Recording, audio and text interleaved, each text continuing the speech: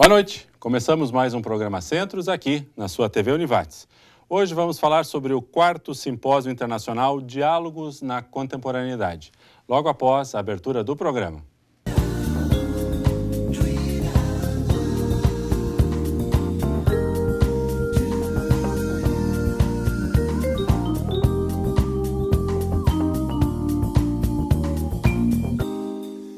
Então, nosso programa Centros de hoje, começando, vamos falar sobre o 4º Simpósio Internacional Diálogos na Contemporaneidade. Para falar sobre este evento, temos conosco a professora Fernanda Brode, que é coordenadora do Centro de Ciências Humanas e Sociais, que promove o evento, a professora Tânia Miorando, que está na organização do evento, e também os professores Leonel de Oliveira e Margarita Merria, que são também componentes da organização do evento. Muito obrigado pela presença de todos. Professora Fernanda, vamos começar um pouquinho sobre o histórico. Vejo aqui que estamos na quarta edição. Para isso, houve aí uma concepção, uma ideia e três eventos prévios anteriores. O que é que foi pensado? De onde é que surgiu a ideia do simpósio, então, de diálogos na contemporaneidade e qual o seu histórico até o momento? Ok. Bom, Sandro, assim, esse evento, como tu referiste, ele é uma promoção do Centro de Ciências Humanas e Sociais e ele surgiu, a primeira edição dele foi lá em 2008, quando se viu a necessidade de se fazer um evento que discutisse, a partir desse viés humanista e social, as questões contemporâneas, os problemas contemporâneos. E a primeira edição, ela tratou sobre o tema Vertigens do Tempo. Tratava, assim, especialmente sobre essa dificuldade que a gente tem de lidar com o tempo, parece que o tempo está passando mais ligeiro, né? E isso nas diversas áreas do saber. Aí, na segunda edição, que foi em 2010, sempre com o mesmo nome, Diálogos na Contemporaneidade, e a temática Tempos Líquidos, Espaços Fluidos. Aí, já trazendo a questão espacial também para dentro da discussão. E em 2013, então, nós tivemos a terceira edição, e aí a temática do evento foi o real, o atual e o virtual.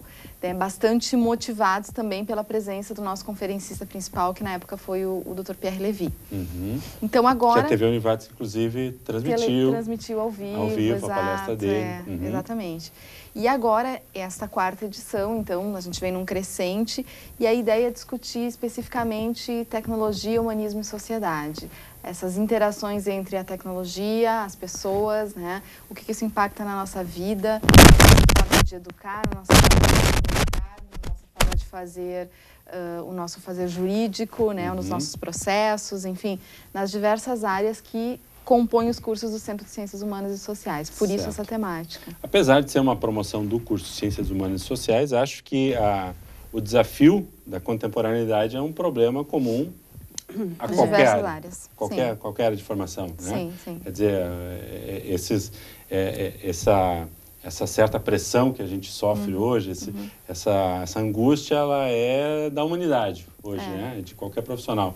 E aí já fica o convite para que todos os cursos participem, né? Sim. Mas, especificamente, então, vimos aí que há uma evolução do tempo, do espaço, e agora a gente vai para tecnologia, humanismo e suas relações, né? Exato. Propriamente dito. De uma certa forma, a gente está avançando um pouco o tema do último evento, né? Que trouxe o Pierre Levy, que é um pensador aí bastante conhecido e importante, né? Então, na nossa área, que é a comunicação também, que trouxe essa questão da realidade, do real, do atual, do virtual, questões essenciais para a gente que muitas vezes vive um mundo real, mas um mundo alicerçado tanto por tecnologias, né?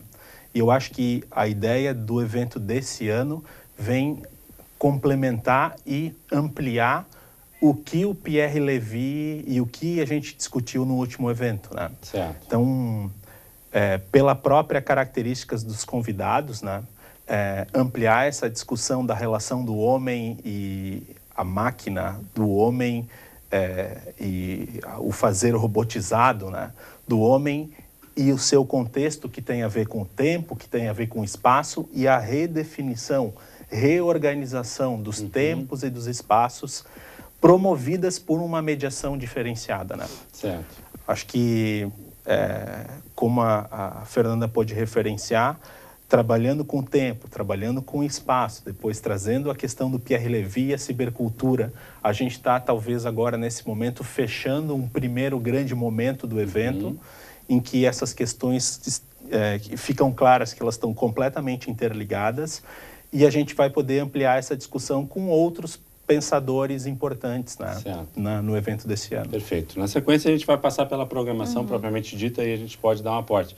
Mas acho que é importante a gente ainda vamos dar uma filosofada sobre essa ideia original. Eu queria falar sobre essa questão.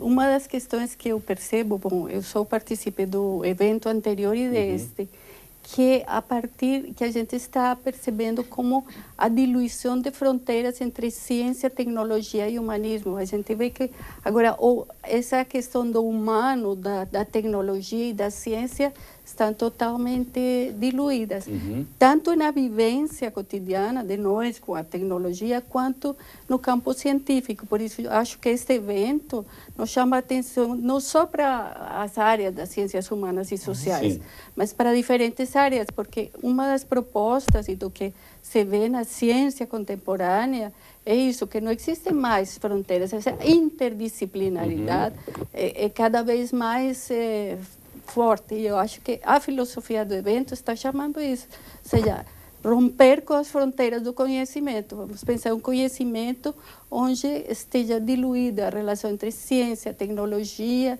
e humanidade, ou seja, como a humanização da tecnologia, a cientificidade da humanidade, enfim, todos esses conceitos estão totalmente interligados. Claro, está tudo imbricado. Imbricado. E se expressa tanto no âmbito científico, ou seja, do conhecimento científico, quanto no âmbito das relações cotidianas. Portanto, não é uma questão de questionar ou endeusar ou demonizar qualquer uma das áreas, né? Quer dizer, como a gente pode deixar de ser... Estamos deixando de ser humanos por causa da técnica? Ou a técnica está se apropriando de certos conceitos de humanidade? Não.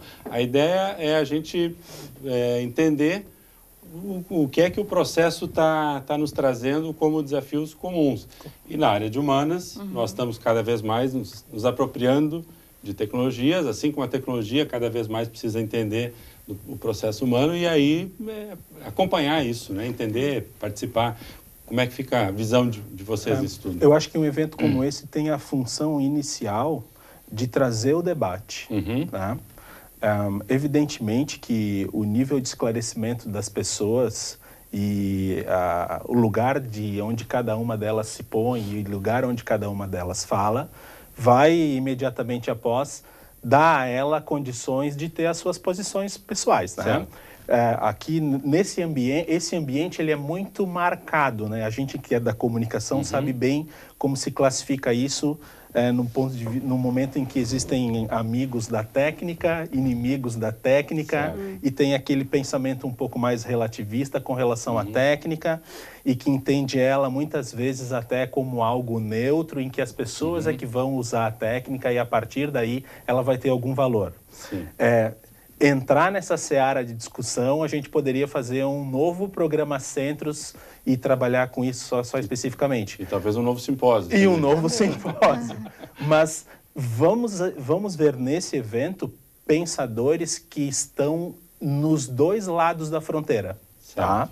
Vamos ter pensadores que vão ter um olhar muito crítico a respeito da utilização da técnica, pensadores que vão ter um olhar mais amigo da técnica e talvez alguns pensadores que sejam mais analistas, generalistas sobre essa imbricação. Mas eu acredito que todos eles tragam componentes interessantes, independentemente do lugar que eles ocupam e da opinião que eles tenham, bons textos e boas discussões para que as pessoas possam se apropriar da discussão, de fato, né? Acho que nesse evento a gente teve um cuidado para ter um número um pouco maior de palestrantes de lugares mais diferenciados, ao invés de ter um grande palestrante, não que não tenha, são grandes, mas tipo um Pierre Levy, que é bastante conhecido. Internacionalmente. Então a gente tem, acredito eu, que uma discussão mais nivelada nesse sentido. particularmente, eu até prefiro esse formato, ainda Certo. que talvez não tenha tanto sucesso midiático como Claro. trazer uma grande estrela, mas eu acho Que poderia ser mais um elemento a ser analisado, né? Isso, também a característica é diferente desse ano. Mas eu acho que, no geral, a discussão vai ficar mais interessante. Outra questão que eu acho que é importante destacar é o papel das artes, como neste evento, por exemplo, os grupos de teatro, as exposições artísticas, a fotografia, vão ver como as artes se inserem também dentro dessa relação com a tecnologia e a ciência, como mediadoras ou partícipes dessa comunicação ciência-tecnologia.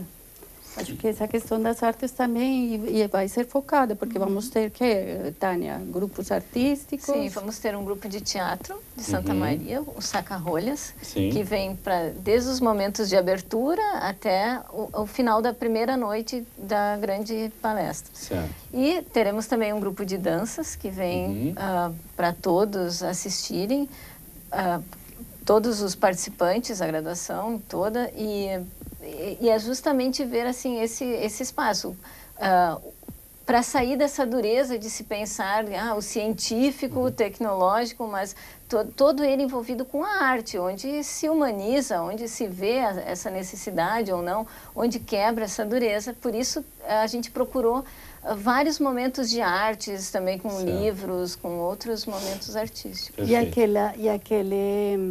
Aquela participação do Núcleo de Antropologia Visual da URGS, que traz uma proposta de utilizar a fotografia como canal de comunicação, ou seja, a fotografia como um recurso tecnológico através do qual as pessoas se conhecem e conhecem o entorno. Acho que assim, talvez seja uma das áreas que mais se apropriou da tecnologia, mais mudou rapidamente e continua sendo uma expressão extremamente humana, né? A fotografia, eu acho que vai ter essa capacidade aí de... Isso toca direto, né? Porque, enfim, a fotografia como uma arte que utiliza um aparato tecnológico, claro, né? É muito, de alguma forma, sofisticado, né? A pintura usa um aparato técnico, que é ali o pincel, mas ali a gente tem uma outra relação com a própria imagem na construção disso. Aliás, a imagem é um lugar espetacular de discussão sobre a questão, a relação da tecnologia e a criação artística, né? Perfeito. Porque ela envolve também essa diluição da relação espaço-temporal no momento em que eu me aproprio da imagem por um mecanismo e que reorganizo a imagem num outro espaço. Mas não apenas a partir de uma relação do olhar do homem com a coisa, e sim da diluição desse olhar a partir dos bits e dos bytes, do 0 e 1. Quer dizer, existe uma reorganização do signo original num novo lugar, instaurada pelo equipamento, né? Então, ela nos suscita muita discussão nesse ponto. E que também varia conforme o lugar em que cada um... O olhar de cada um. De cada um. Essas experiências com a fotografia são interessantes porque quando a gente já fez aqui experiências de trabalho de colocar um trabalho de extensão não tem nada a ver com o evento que vai acontecer, mas foi um trabalho interessante que era entregar para uns catadores de lixo que eles se retratassem o que achavam importante e a partir da fotografia ver como eles se viam. Aí tinha imagens, não, isso não quero que apareça na foto. Então é toda uma construção do mundo de acordo com a visão do mundo própria. Perfeito. Então, ok. Com isso, nós encerramos o primeiro bloco, já voltamos, acho que temos bastante conteúdo aí, tanto do desafio da filosofia, quanto propriamente do histórico do evento e da edição que está em curso. Já voltamos logo após o intervalo.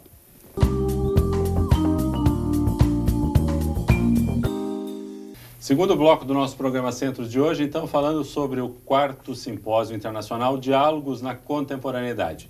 Conosco a professora Fernanda Brode, coordenadora do Centro de Ciências Humanas e Sociais, também a professora Tânia Miorando, que está na organização do evento, professor Leonel de Oliveira e professora Margarita Merria, que são também participantes, integrantes da coordenação do evento.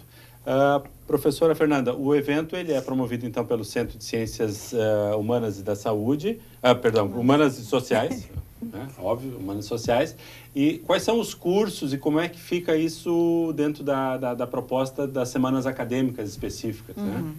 Perfeito, Sandro. Bom, o Centro de Ciências Humanas e Sociais ele é formado por 10 cursos, que são os cursos da área das licenciaturas Letras, Pedagogia, História e Educação Física, licenciatura. Depois, os bacharelados, nós temos o Direito, temos Comunicação Social, Publicidade e Propaganda, Relações Públicas e Jornalismo, curso de Fotografia, curso de Design, Design de Moda. E nós temos também uma área, que é a área de Humanidades, que também está lotada no curso, né? No centro, perdão. E nós decidimos já, faz bastante tempo, que nós faríamos nossas semanas acadêmicas, a partir de, acho que já fazem 2 anos, seriam sempre integradas. Dentro dessa perspectiva que a professora Margarita coloca, da gente não trabalhar tanto com fronteiras, né, delimitadas nas nossas áreas, que a gente trabalhasse um pouquinho mais interdisciplinarmente, transdisciplinarmente. Então, a proposta de que as semanas acadêmicas acontecessem num mesmo período e que os estudantes tivessem a liberdade de escolher a sua programação, né? Talvez lhes interessasse fazer alguma coisa de um outro curso, de uma outra área, que estivesse acontecendo naquela mesma semana. Quando isso acontece nos anos em que tem o simpósio Diálogos, essas duas coisas coincidem, as semanas acadêmicas e o simpósio. Né? Então, este ano, na segunda-feira, que é dia 14 de setembro, a programação ainda ela não está completamente terminada, porque os cursos estão decidindo o que farão, né? Então, ali teremos uma programação extremamente variada. Na terça-feira, como a professora Tânia já referiu, vai haver uma apresentação de dança, um espetáculo de dança, é dança e poesia, dança e literatura, porque é baseado na obra do Mário Quintana, com a Companhia de Dança de Porto Alegre. E a partir da quarta-feira, que é o dia 16 de setembro, aí é a abertura oficial do simpósio. Né? Então, essa ideia de unir as forças e também fazer com que seja um evento bastante fluido, que permita que os estudantes escolham a sua programação e componham ela de acordo com aquilo que eles sintam vontade de fazer, é o que também nos move, movimentou a organização dessa proposta. Quer dizer, em algum grau, os próprios cursos trazem esse conceito, essa ideia para dentro da sua própria semana acadêmica e também contribuem no simpósio como um todo. Exatamente. Né? E especificamente, bom, a gente pode, acho que aí, Tânia, abrir um pouco da programação, daí depois a gente vai falando um pouco mais curso a curso. Tu tens aí algumas, vi que tem algumas oficinas também, né? Sim, nós teremos oficinas que vamos convidar as escolas também, já estão com as inscrições abertas para virem no turno da manhã ou da tarde, e desde a educação infantil, ao ensino fundamental e médio, que poderão vir participar das oficinas durante esses 2, na segunda e na terça também. A ideia é movimentar, porque como todo o tema do evento é que todos nós discutamos a tecnologia e nos diversos espaços, sejam eles na graduação, onde nós vamos tentar inserir o quanto nós pudermos os nossos alunos, trazê-los a essa discussão, e que permeie esses espaços da arte, da tecnologia eletrônica, digital, todos esses espaços, trazendo também para que os pesquisadores tragam os seus trabalhos de pesquisa. Nós vamos ter GTs em 2 tardes também, que vão poder trazer as suas pesquisas em 5 grupos de trabalhos, que são... Ainda estão abertas as inscrições para esses grupos de trabalho? Sim, agora, primeiramente, envia um resumo, tem um template na página, é um resumo pequeno, envia sua proposta de trabalho, é enviada a um parecerista, é feita a avaliação e depois é convidado a enviar um trabalho completo. Os GTs são Arte, Corpo e Escritura, Direitos Humanos, Migrações Contemporâneas, Sustentabilidades Contemporâneas, Tecnologia, Educação e Comunicação. Então, nesses 5 pontos, nesses 5 grupos de trabalho, nós tentamos envolver um pouco dessa discussão toda que vai da tecnologia, da humanização, desses espaços que permeiam todas essas nossas discussões. A ideia não é fechar, mas criar áreas de foco e dentro desses 5 focos é possível a colocação não só dos cursos do centro, mas também de outros centros. Exato. Chamado para convidar pessoas de outras universidades, porque são nesses grupos temáticos para apresentar trabalhos produzidos em torno desses temas. Então, a ideia é, nesse sentido, expandir para várias universidades, e não só internacional, não só daqui, mas de todo lugar. Claro. O convite é aberto para o público universitário, público científico, já, porque agora, já, quando a gente fala em ciência, já fica... Não. Ou seja, para esse público contemporâneo. Perfeito. Eu vou aproveitar para fazer uma pergunta aqui para 2 áreas específicas. O professor Leonel já comentou um pouquinho, mas acho que cabe um pouco mais. O seu vínculo hoje está muito forte com o curso de fotografia da casa, né? Quer dizer, a tecnologia, a fotografia, a expressão, acho que está bem situado dentro desse contexto, né? O quanto a tecnologia mudou, o quanto popularizou a fotografia, o quanto se tornou uma capacidade de expressão, o quanto a imagem hoje tem um elemento presente na vida das pessoas, não só pelo projeto de extensão que a professora Margarita referenciou aqui, mas o quanto as pessoas usam o conceito de foto, né? Eu gosto muito de uma ideia que não é nova. Afinal de contas, o mundo é cada vez mais rápido e tudo que é novo fica velho muito rápido. Mas dessa relação da tecnologia com o homem, que é um conceito absolutamente antigo, né? A relação homem-máquina está desde a origem, desde os gregos, há muito tempo. Só que isso ganha contornos hoje espetaculares, né? Qualquer coisa que a gente faça, se a gente for parar para pensar, ou quase qualquer coisa hoje, está mediada por alguma tecnologia. E o legal desse evento todo é que essa característica nos põe cada vez mais próximo de áreas que antes estavam absolutamente em campos contrários e distintos. Talvez fora os GTs, que mesmo que queiram que mais gente participe, mas que tenham um público mais específico, mais acadêmico, agora as falas que vão acontecer, os convidados, com certeza eles conseguem conversar com engenharia, comunicação, saúde, tranquilamente, e as áreas das ciências humanas. Então, uma das questões interessantes desse evento é que nós teremos, com certeza, falas que amplificam os públicos por uma discussão que tem um eixo comum, que é a tecnologia. Então, uma das características hoje que a gente poderia colocar é como a tecnologia unifica uma discussão, traz todos os campos que estão ao seu lado para o seu próprio entorno, porque ela quer ser o grande discurso e o discurso que é o balizador de todos os outros fazeres. Isso para o bem e para o mal, só para a gente não ficar aqui como os tecno-rosas, os tecno-chatos, os caras que estão em cima do muro. A imagem, né? A imagem é um caso, né? O médico precisa de uma imagem para fazer um diagnóstico. Ou cada vez ele usa mais isso. Eu não sou da medicina, nem da área das biologias, nem da saúde, mas é muito claro isso, como é importante gerar uma imagem. Como, então, essa apropriação de um determinado lugar a partir daqueles signos originais que estão no mundo real são apropriados por um mundo virtual, técnico, tecnológico, e a partir daí eu emito uma posição a respeito de um problema que antigamente era só via olhar direto, né? Era a minha relação direta com o mundo vivo. Então, nossa... E essa apropriação da imagem virtual permite um compartilhamento também, né? Aí nós vamos entrar no campo da comunicação. E aí a gente vai estudar mídia, né? A comunicação, primeiro, não é mídia, né? Comunicar é um ato simbólico que nós fazemos aqui. Depois ele se transforma para a comunicação. O ato importante é o ato de mediação da comunicação. São os aparatos técnicos, a televisão, o rádio. E agora, como tudo está dentro da tecnologia, isso já vira tudo uma mediação tecnológica com redes, com Facebook, agora, redes sociais e tal. Agora aí entro eu com minha área.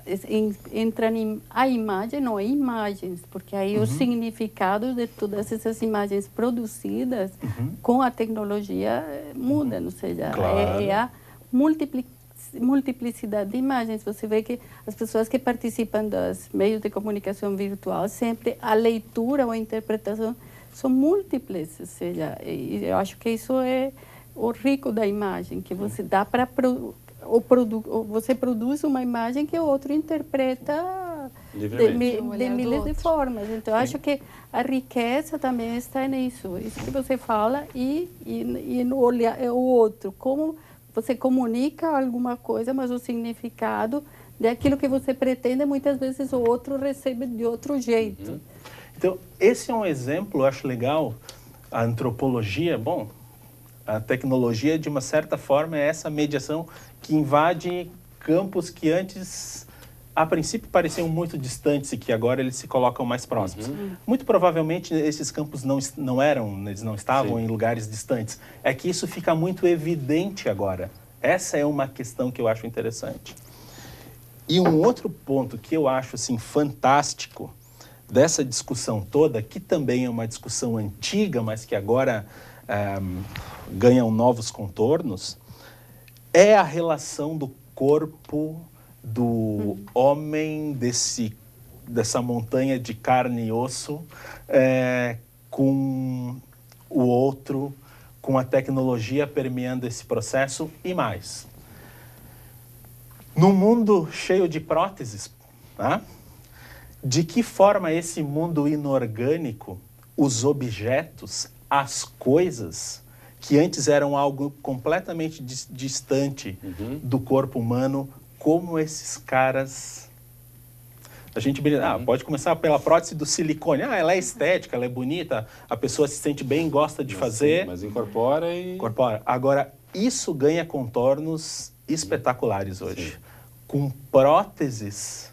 né, extremamente sofisticadas. Aí a gente fala de prótese humana, do corpo humano, pedaços do corpo que eu troco e tal, mas esse sentido de prótese, que é do corpo, ela é muito mais o rádio, a televisão, a internet, a minha relação com as coisas, ela é toda protética.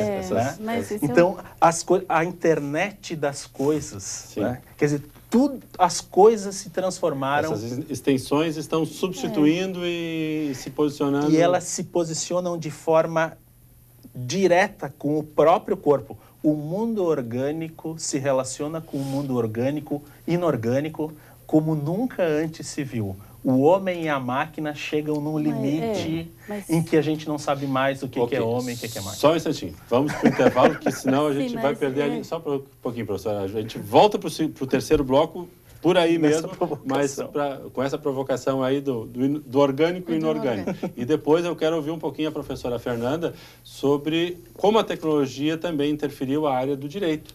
Né? Que eu acho que também é um outro olhar, né, que deve ter mudado muita coisa. Né? Já voltamos logo após o intervalo.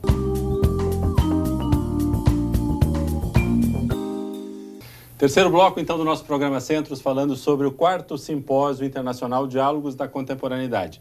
Eu não queria, mas tive que interromper e agora eu largo de novo a bola aqui, professor Leonel para a professora Margarita, sobre essa questão do orgânico e do inorgânico, essa interação. Por favor.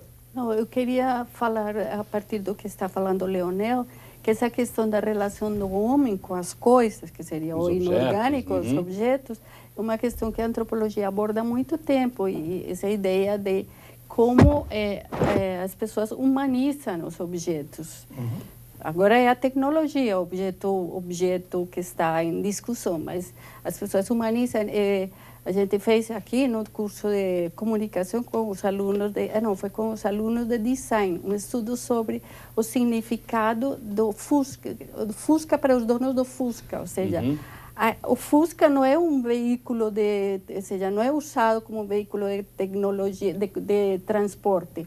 O Fusca, as pessoas têm sentimentos, paixões, tem assim, E assim como os Fusca é um ilustrativo de um caso desses, mas muitas coisas, ou seja, os objetos, quando a gente tem certos elementos que fazem parte da vida nossa. Tem um antropólogo inglês, Daniel Miller, que agora está de moda, que tem um trabalho muito interessante sobre essa questão da cultura do consumo. Ou seja, esses objetos todos estão relacionados, obviamente, o significado e o valor desses objetos são contextualizados de acordo com não só interesses subjetivos, mas também construídos com base em uma cultura, uma sociedade. Mas nesse caso, há também o viés, e não é diferente para qualquer área, há também a questão econômica. Né?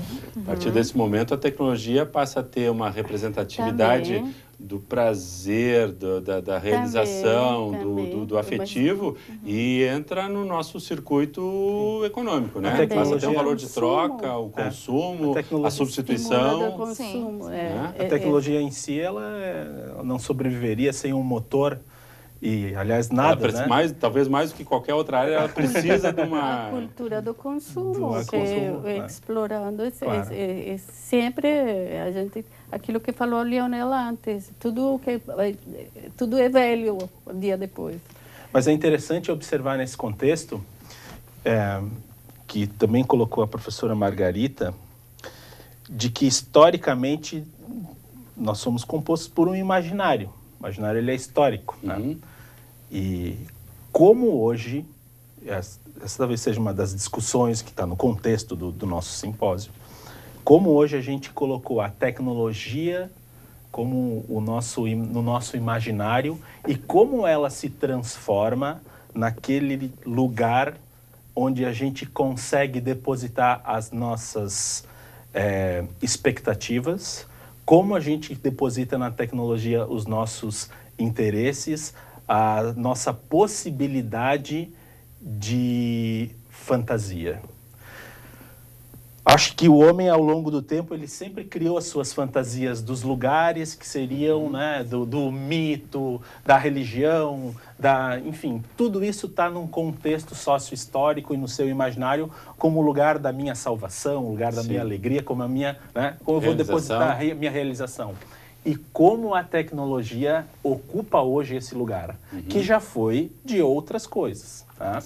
E hoje a tecnologia, que sempre existiu como técnica, hoje ela invade a hegemonia da tecnologia. Exatamente. Ela se transforma nesse lugar hegemônico espetacular. A senhora usou uma palavra antes, o fetichismo, né? Virou fetiche. Eu preciso ter esse consumo, eu preciso ter esse elemento como uma forma de realização. A fronteira entre a utilidade e a paixão por aquilo se dilui. Você vê que tem gente que às vezes vira vício, não é uma coisa que precisa realmente. É uma questão onde a utilidade e a paixão, porque tem gente que é apaixonada pela tecnologia, por uma marca, Apple, nossa, isso é muito mais do que uma marca, do que até o pessoal de branding vai ter um evento aí, pode discutir essa questão, né? Como isso vira uma verdadeira fixação, é a crença, né? A nossa nova crença. E tem a ver também com a questão da localização social, ou seja, você se torna um mecanismo de inclusão social. Se você não está aí dentro da tecnologia, por exemplo, eu me recusei um tempo a não ter smartphone, agora não dá mais para ficar, não, porque como você não tem WhatsApp? Não, tem, ou seja, chega uma hora em que essa questão também tem a ver com a tecnologia como um canal de inclusão social. E mais do que um canal, professora, eu diria, como o lugar. Essa transposição do mundo real para o mundo virtual, o canal era importante quando a gente estava mídia. Lá, o começo, né? Começo da comunicação, a minha relação interpessoal, tá? Não, mas o importante é mediatizar esse processo, é usar um meio, é estudar o rádio, a TV, os jornais, etc. Agora, a cibercultura é uma espécie de terceiro movimento do estudo da comunicação. O estudo da própria tecnologia de interação. que inclusive muda o lugar onde eu interajo. Eu não interajo mais na rua, eu interajo lá na... Sim. Quer dizer, é uma... Não, muda relações sociais, muda Sim. tudo. Totalmente. E a senhora falava sobre a questão da inclusão. Eu diria que até mais do que inclusão, é uma questão de evitar a exclusão, né? É, por isso. Porque tu não só te inclui, sim. mas chega um momento que tu é excluído se tu não participa. Sim, por isso. Sim, Não, sim. as duas coisas estão relacionadas. Por exemplo, as crianças que chegam na escola sem celular, ficam... É. A tecnologia tem suas regras, seus bons modos, tem sua ética. Tem sua ética. Sim. Claro. É isso. Ok, vamos lá. Um pouquinho do desafio, então, no direito, professora, que é a sua área mais de formação, mais a sua atuação. Quer dizer, como é que se deu também essa concepção e o aporte da tecnologia no fazer jurídico? Bom, o direito Mudou muito, né? Mudou e é uma das áreas mais tradicionais, né? Assim, até no linguajar, né? Tem uma linguagem toda fechada muitas vezes, mas tem mudado bastante porque, bom, eu acho que assim, o maior exemplo disso é a vinda, a adoção agora do processo eletrônico, certo. né? Virtualização dos Virtualização, porque isso é uma determinação do Conselho Nacional de Justiça que de agora em diante os processos serão todos eletrônicos. De novo o fetiche, a ideia de inclusão, né? E eu questiono porque às vezes isso aparece até como se fosse a panaceia salvadora, né? Como se agora os processos não fossem mais atrasar e o sistema jurídico como um todo fosse se reorganizar. Quando a gente sabe que não é tão simples assim. Não é só isso, né? Não é só isso. Mas o processo eletrônico acho que é um grande exemplo. Nós vínhamos trabalhando historicamente, né? Desde priscaseras, assim, com o papel, com o elemento, né, físico, e agora a gente parte para esse novo momento. Então, no evento, por exemplo, o curso de Direito já programa uma abordagem específica sobre o novo Código de Processo Civil, que vai passar a vigorar a partir do ano que vem, e que foi feito pensando num processo eletrônico, né?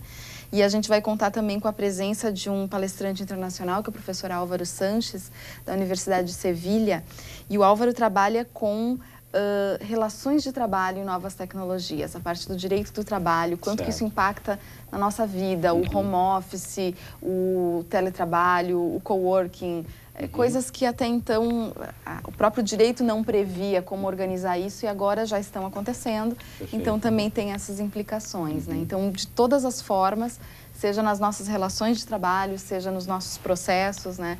A tecnologia, ela está impactando, né? Está presente. Um pouquinho uma provocação. Eu concordo com a senhora que não vai resolver o problema do fluxo, né? As coisas não vão mudar radicalmente, mas melhora, né? Quer dizer, eu acho que aí tem uma questão de volume de papel, né? Volume físico, controle, acessibilidade, controle, né? Democracia, né? Claro. Acesso democrático, assim, às informações. E o processo eletrônico, ele elimina aquilo que a gente chama de tempo morto do processo. Tempo morto é o tempo que um processo físico demora para ir da mesa do assessor para a mesa do desembargador. Claro. Isso pode levar uma semana, 10 dias, isso ele fica numa pilha, né? Claro. Agora não, ele é eletrônico. O desembargador despachou, o seu assessor já tem acesso ao despacho ou vice-versa, né? Se tiver um movimento contrário. Então, elimina muito a questão dos tempos mortos, a movimentação de estrutura física. O processo que nós fizéssemos um recurso para Brasília, para um tribunal superior, tinha que ir de avião, via correios. Então, concordo contigo. Sim. Melhora. Não é a panaceia salvadora, mas é um caminho que vai melhorar bastante. Mas minha preocupação agora, não corremos o risco de Ctrl-C, Ctrl-V no direito? Corremos, com certeza, e a gente tem que estar atento para isso. Quer dizer, está tudo lá virtual, casos iguais, soluções iguais, eu não sei se as pessoas são iguais ou não, vou dar o mesmo encaminhamento. Já existe a ferramenta do julgamento em bloco, você marca 50 processos sobre o mesmo assunto e a sentença é a mesma. Existe uma jurisdição digital? Não sei se existe essa expressão. Não, existem várias que hoje atuam só com o processo eletrônico, que já não trabalham mais com papel. Mas é um risco muito grande, a gente tem que estar muito atento para isso. Não só o plágio, mas você tratar como igual situações que são diferentes. Né? Problemas que são diferentes, mas que daqui a pouco são sobre o mesmo assunto, mas que a solução deveria ser outra. E aí está o papel do operador do direito, né? Mostrar o que é cada coisa e qual a melhor solução para cada problema. Certo. Não só no direito, mas uma das preocupações de trazer para o nosso centro essa discussão é de todas as formações profissionais que estão ocorrendo. Porque se isso poderia acontecer no direito, acontece em qualquer outro espaço. Claro. E por isso essa discussão entrando nos nossos cursos de graduação, tanto nas licenciaturas, que é onde estão boa parte dos nossos cursos na instituição, como nos bacharelados que aí estão. A escola precisa discutir essa tecnologia toda que está cada vez mais na rua e, às vezes, essa dificuldade toda de estar dentro da sala de aula.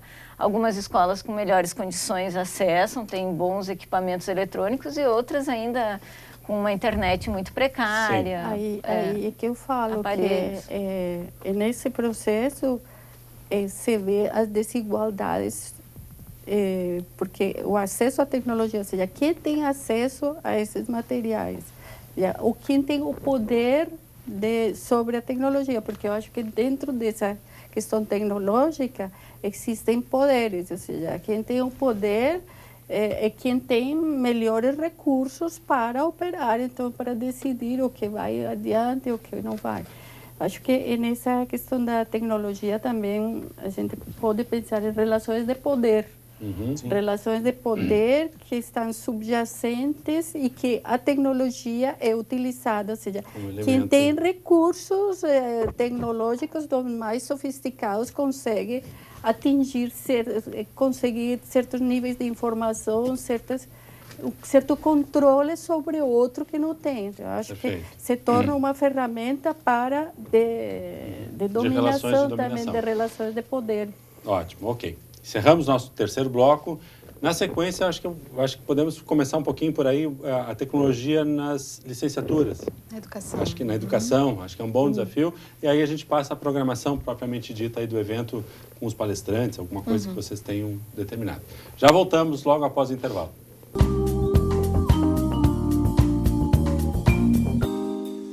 Quarto e último bloco, o programa Centros de hoje, então, falando sobre o 4º Simpósio Internacional Diálogos na Contemporaneidade. Professora Fernanda, o centro, ele trabalha com as licenciaturas, propriamente ditas aqui da casa. E a área da educação, como a Tânia já fazia referência, acho que é uma área que também é muito impactada nesse processo da troca, da construção dos saberes, né? Sim, o Centro de Ciências Humanas e Sociais é o que tem o maior número de licenciaturas. Certo, né? Não temos todos os cursos de formação de professores ali, mas está bastante concentrado nesse centro. E aí é inexorável, né? Porque a educação, ela tem que ser repensada a partir desse novo lugar, assim como as demais áreas, né? Então, a tecnologia se coloca como um desafio, um grande desafio para os educadores, né? E a gente sabe que eles estão preocupados com isso. É mais do que dominar a técnica, né, Tânia? Muito mais. É mais do que saber lidar com um software ou com um determinado equipamento, ou dar acesso também. Mas é repensar a própria prática pedagógica na sala de aula, né? E isso, então, vai nortear bastante as nossas discussões, tem norteado, e especificamente para esse público, para os educadores, a ideia do evento é essa, né? Da gente problematizar um pouco isso e esse desafio imenso que é dar conta, né, dessas novas gerações que estão vindo aí com esse universo um novo olhar, tecnológico. Um novo papel da tecnologia. A Tânia comentava bem, né, que quantos casos agora, recentemente, que a gente viu de escolas que receberam infraestrutura de hardware, mas não tinham aí uma internet, não tem uma rede elétrica decente, quer dizer, não é a máquina que resolve isso, né? E às vezes tem até uma boa infraestrutura, mas não tem a pedagogia, a incorporação disso, a mudança nas relações, né? Esse espaço esses assuntos já vêm permeando todas as nossas discussões na graduação. Claro. Por ser um espaço de formação profissional. Então, nós precisamos, porque assim, muitos dos nossos acadêmicos chegam e têm, por ter, por exemplo, a boa acessibilidade à internet que a instituição oferece, acabam usando mais dos seus aparelhos tecnológicos aqui do que propriamente participando de algumas discussões. Claro. Então, entre nós, professores, formadores, isso já é um debate que ocupa muitos dos nossos encontros, das nossas preocupações. Trazer isso para o evento é também buscar o suporte fora dessas interlocuções com os palestrantes, com o que outras pessoas, outras instituições estão pensando sobre isso, ao mesmo tempo mostrar e trabalhar com os nossos acadêmicos que, saindo daqui, vão encontrar espaços bem assessorados com essa tecnologia. Sim. Ou não. E, no entanto, precisa ser trabalhado isso, precisa ser discutido. Vai se levar, vai se trabalhar por outros caminhos, isso como é que se faz? Então, este evento... Substitui totalmente ou não? Exato. Resgata outras coisas, de repente, também. A formação profissional é alguma coisa que permeia muito e veio desde muito cedo na discussão da temática do evento. Claro, perfeito. É fundamental nessa relação. Professor Leonel, tinha aí alguns nomes, né? Para a gente também não passar batido, quem são, assim, os nossos principais... Temos, então, na segunda e na terça atividades que são, segunda, mais voltadas por curso, dentro das suas semanas acadêmicas. Exato. Terça, essa apresentação de dança. E de quarta em diante, aí sim, palestrantes que vão ser disponibilizados para temas mais gerais dentro da temática ou dentro do assunto do evento propriamente dito. Isso. Professor Leonel, alguns nomes que estão conosco e suas áreas. Minha colinha tecnológica. Por favor, aqui. A tecnologia serve para isso também. Né? Mas na quarta, quinta e sexta, eu diria que é o momento, assim, daquelas palestras no auditório, do lado do teatro, com aquele momento mais formal e mais característico do grande evento, né? Certo. Na quarta-feira, então, é a professora Lúcia Santaella, da USP de São Paulo, também da PUC de São Paulo. A professora Lúcia Santaella é uma pesquisadora que está vinculada à área da comunicação, mas também à filosofia e outras áreas. A professora Lúcia Santaella começou a trabalhar por volta da década de 80, 90 com a questão do estudo sobre mídias. E à medida que ela foi avançando a leitura dela, os estudos sobre mídias, ela é da área da semiologia, da semiótica, ela foi avançando esses estudos e chega na área da tecnologia, da cibernética, da cibercultura como um segundo ou terceiro passo do estudo das mídias, né? Aonde a gente foi parar. Certo. E ela faz essa relação, então, da tecnologia, vendo-a inicialmente como a mídia, que é o que a gente conhece aqui, trazendo arte, trazendo a própria sociossemiótica. Ela é uma leitora e uma escritora de uma grande envergadura, trazendo a questão do pós-humanismo, né, que é um tema que eu particularmente acho bastante interessante, ainda que muitas vezes a gente tenha algumas leituras um pouco fantasiosas. Ela traz essa discussão, então, dessa relação de um mundo orgânico com um mundo inorgânico, onde é que a gente está nesse lugar, de que forma essas mediações estão acontecendo e como isso nos afeta como sujeitos, a ponto de perguntarmos se nós somos os mesmos sujeitos que éramos há um tempo atrás, né? Que essa é uma discussão de contexto fundamental. E que coisas são essas, as novas coisas que se relacionam comigo de uma maneira completamente nova. Essa discussão que traz a professora Santaella continua de alguma forma na quinta-feira com o professor Francisco Riediger, aqui do Rio Grande do Sul, já esteve aqui na Univates algumas vezes, certamente foi teu professor e meu professor na PUC, na URGS, um intelectual de primeira grandeza. O professor Francisco tem um viés muito crítico com relação ao uso da tecnologia, mas não um criticismo daquele tipo, não gosto, não quero e esqueçam isso. Claro. Não. Ele tem um olhar crítico sobre a apropriação do homem e da técnica. Talvez sobre o determinismo, né? Sobre as perspectivas deterministas que vão achar que a dependência. A dependência, que vão achar que a tecnologia é o melhor dos mundos e vai nos salvar, é a nossa nova crença que vai nos salvar de todos os problemas, que a gente sabe que é um discurso bastante determinista. O professor trabalha com Martin Heidegger, que, com filosofia da técnica, escreve um livro bem conhecido sobre as teorias da cibercultura, sobre o individualismo e essa relação da tecnologia com o individualismo. Ele trabalha também nessa perspectiva. E um livro bem importante sobre pós-humanismo, um dos seus últimos escritos. Então, o professor Francisco trabalha essencialmente a questão da técnica, da tecnologia, a partir de autores bem conhecidos e numa perspectiva, numa visão crítica. Certo. Nesse mesmo dia, a Paula Sibilha, da Universidade Federal Fluminense do Rio de Janeiro, é isso, né? vem fazer o diálogo com ele. Então, a Lúcia Santaella vai estar sola, mas ela vai estar acompanhada pelo professor Flávio Moirer, Certo. que é um intelectual de primeiríssima grandeza aqui da Univates. E nesse dia, o professor Francisco vai estar acompanhado da Paula Sibilia. A Paula Sibilia também se dedica muito a pesquisar tecnologia, educação e arte. E também numa perspectiva pós-orgânica. Tá? Ela traz um pouco dessa discussão do pós-humanismo. E eu devo estar fazendo essa mediação. Também um professor de primeira grandeza. Uma luz leve no palco. Você vai... E no último dia vem a discussão sobre arte. Sim, Cornélia Ecker, da Núcleo de Antropologia, Da URGS. Da URGS, de Antropologia Social, da URGS, e Luísa Paraguai. E Luísa Paraguai. Unicamp. Da Unicamp. A questão vai se dar mais nesse âmbito da relação da tecnologia com a arte. Vale a pena a gente frisar uma outra coisa. Nosso tempo vai rápido, né? Vão acontecer, então, essas falas, quarta, quinta e sexta, segunda e terça o teatro e segunda os eventos dos cursos. Vai ter lançamento de livros também. E lançamento de livros. Claro. Esquecemos de falar. Completa, né? Sim. Então, a possibilidade das pessoas que forem ao teatro, vai ter uma exposição de livros, como sempre tem nos eventos, né? Sim. E também uma exposição de vídeo na parede externa do teatro. Aqui da biblioteca. No ambiente externo ali, quem está passando na hall rua, ali... Nem no hall, na rua. Na rua. Quem está passando de carro na rua ou a pé, vai visualizar algumas videoarts. Certo. Então, tem um material que nós estamos selecionando já de materiais de videoarte do mundo inteiro. Certo. Já recebemos uma série de OKs de artistas que trabalham nessa perspectiva. O evento sai do teatro e se torna interativo, vai para a rua. Então, são materiais muito bonitos. Certo.